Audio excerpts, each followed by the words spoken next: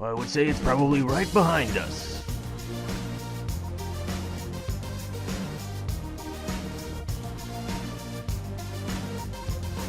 Damn.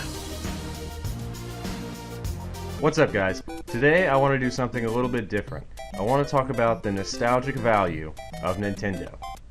In 1983, the video game industry was plummeting down the drain. The Atari 2600 and the ColecoVision were failing, and multiple people were feeling that video games were just a fading fad in America.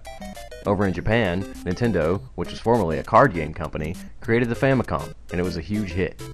In 1986, Nintendo released the redesigned Famicom in the USA and dubbed it the Nintendo Entertainment System.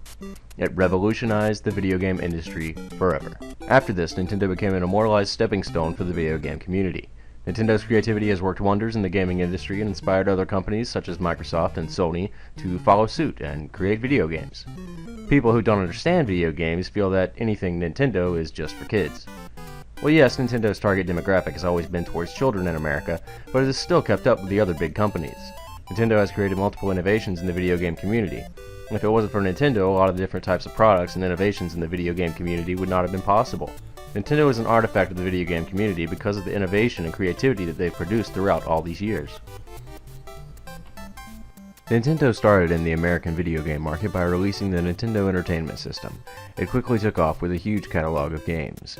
The games that were created by Nintendo would later be the standard of how video games should be made.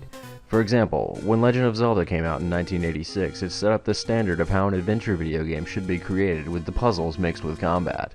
People that play video games now see these types of puzzles in multiple adventure games like God of War, Uncharted, and Darksiders, just to name a few. Legend of Zelda has been held up as one of the greatest video game series of all time, even being the first video game franchise inducted into the Video Game Hall of Fame. Other franchises like Super Mario, Metroid, Star Fox, Donkey Kong, and Kirby have all set standards for the video game community in their own ways, and like Legend of Zelda, these games were innovative in their own genres. The Super Nintendo Entertainment System was released in 1991. The Super Nintendo's 16-bit graphics at the time were an innovation that blew the video game community away with how beautiful the games would look. The Super Nintendo is called one of the greatest video game consoles of all time, and some of the games, like Super Metroid and Donkey Kong Country, still hold up as some of the best games of all time. With these games came great controls also, due to the fact of the controller having a 4-button layout and 2 bumpers. This controller was the first of its kind, and this was an innovation that set up the design for every controller in later generations of systems. I see myself being able to use this controller to this day, and I feel that it's really comfortable and easy to use. The games feel simple to play, but they did bring a big challenge. I found myself staying up late at night trying to get to the next level in Donkey Kong Country. It pushed my video game skills to the max, but I remember how beautiful the games looked, and how much fun I had spending hours playing the system. The Super Nintendo was an innovation on how games should play, but Nintendo raised the bar of video games with the Nintendo 64 in 1996. The Nintendo 64 was more about multiplayer and 3D environments, which were both really big things to happen to video games. The Nintendo 64 had a lineup of great games like Mario Party and Banjo-Kazooie. This was one of the first systems to have an analog stick and allow 4 people to play at once.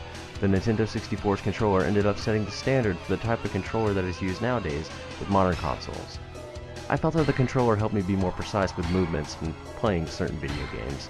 It was sort of comfortable in the hand, but also a little bit awkward. I would have friends come over, and we would enjoy many afternoons playing GoldenEye or Mario Kart 64. I enjoyed this system for most of my childhood, and to this day, a lot of my friends and I still come back to it and enjoy the games. The Nintendo 64 was the peak of Nintendo's gaming inspirations, but then in 2002 the GameCube came out. The problem with this system was that it wasn't as inspired as the other 3 home consoles were. Nintendo made awesome games on it like Mario Kart Double Dash, Luigi's Mansion, Super Mario Sunshine, but Nintendo seemed to lose some of their creative touch when it came to the GameCube. The console was lacking any new innovation. I mean, it had a handle, that was kinda cool. But the Nintendo Entertainment System had the stepping stone to genres of games, and the Super Nintendo had the new button layout on the controller. The N64 had an analog stick and multiplayer. But the GameCube brought nothing new to the table of video game communities, except a handle. In late 2006, Nintendo released the Wii console. with their creative idea of motion controls. Nintendo sold millions of this console, and it caused the other two big companies, Sony and Microsoft, to cash in on the motion control market. Nintendo single-handedly started the revolution of people being active with their video games, and this is an innovation that actually began about 25 years ago when Nintendo released the Power Glove. This was the concept of using your hand to control a game. Nintendo's creativity spurred the future of video games due to the Wii's success. I remember when the Wii first came out, and I got it one of the first nights it was released. It was one of the first video game systems that got me to enjoy moving around with games, like Wii Sports and Mario Party 8. I just remember the days of just swinging a remote around like a baseball bat with my buddies. It changed video games for me forever, and I saw many other people start playing video games that had never played games before. This has widened the variety of the video game community because motion controls brought in a whole new audience to the community. This new audience has also been brought in by the touchscreen innovation of the Nintendo DS and Nintendo 3DS. The touchscreen controls were never really used by anyone until Nintendo incorporated it with their handheld video game system. This was later used in iPods and PlayStation Vitas, but Nintendo did it first. The future of video games has continued to improve with the 3DS. The name says it all, and the 3DS was the first video game system to have 3D effects without wearing 3D glasses. When I got my 3DS, the first thing I did was turn on the 3D effects, and it blew my mind completely to play The Legend of Zelda: Ocarina of Time in 3D. Of course, after a while it got annoying, and I turned it off and traded in my 3DS for a 2DS, but that's a different story for another time. Nintendo started their magazine in 1988, Nintendo Power. They would write monthly articles for the video game community, and it would be the pioneer video game magazine.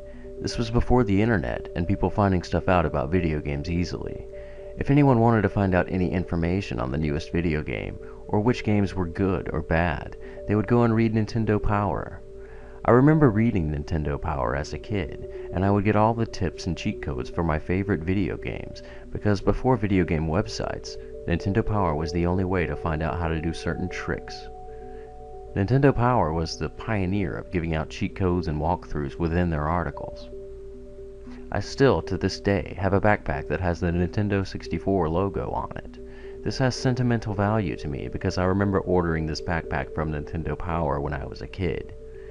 Unfortunately, due to the digital age and the ease of obtaining information on the internet, the last issue of Nintendo Power was released in December of 2012.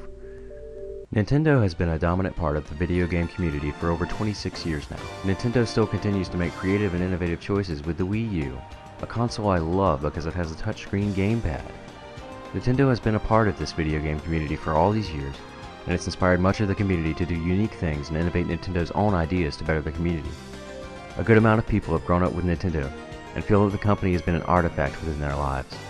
I know it has for me, and I hope Nintendo will continue to thrive with creativity and continue to inspire many great ideas.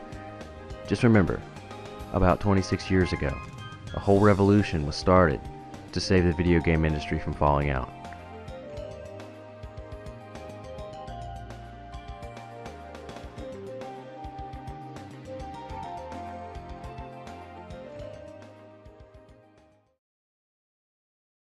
So the boy fell asleep in the Toys R Us store, and he woke up with toys from the ceiling to the floor. We've got the Nintendo action set, including the control deck with double game pack and Zapper light gun for just $99.99 at Toys R Us. And we have all the hottest game cartridges at great everyday low prices.